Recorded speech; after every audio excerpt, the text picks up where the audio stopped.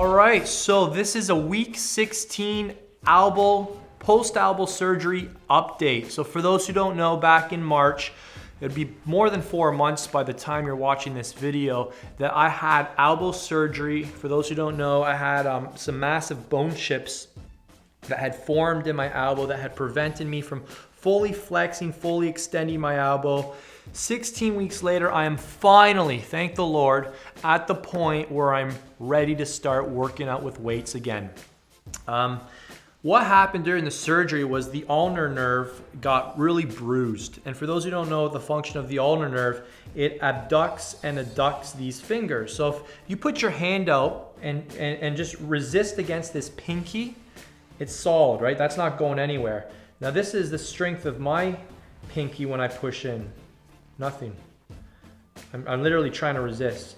So the ulnar nerve is still bruised. It takes about 1 millimeter a day to fully recover. So from here to here, that's approximately 365 days. So this ulnar nerve still has over 8 months to recover before this is probably fully strong. So I'll be using straps.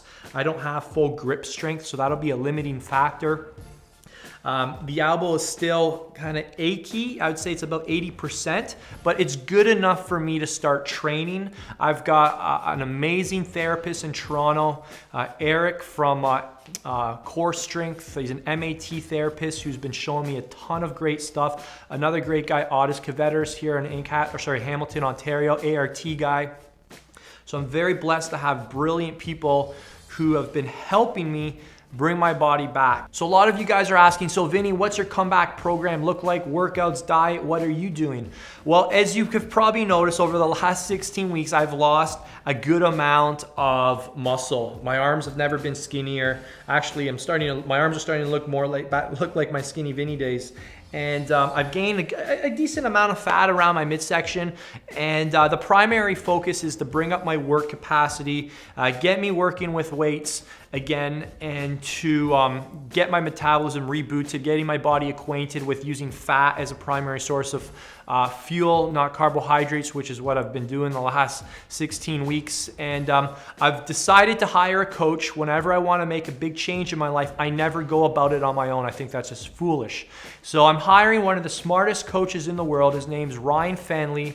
He is one of Charles Poliquin's instructors. He does all the Poliquin certifications. He lectures all around the world. And I've met him through the Poliquin courses, and I've asked him to bring me back bigger than ever. So with all that being said, I want to turn the tables and ask you a question. I have a bunch of questions for you, which we're gonna keep uploading this week. But the first one is really neat, and I can't wait to read your feedback. I would really hope each one of you takes the opportunity to answer this honestly below. And here's the question: what would you do if you were me?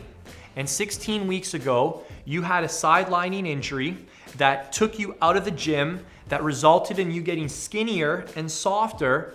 How would you handle that?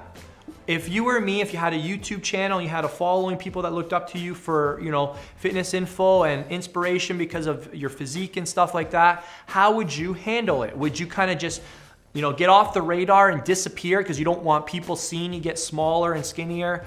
Or would you just keep plugging forward and just be real and just kind of say, hey, this is what's going on here, kind of like what I've done? I'm curious to know what route you would take. So let me know below, post your comments. Would you disappear or would you stay on the scene if you had a sidelining injury that set you back and made you look skinnier and softer?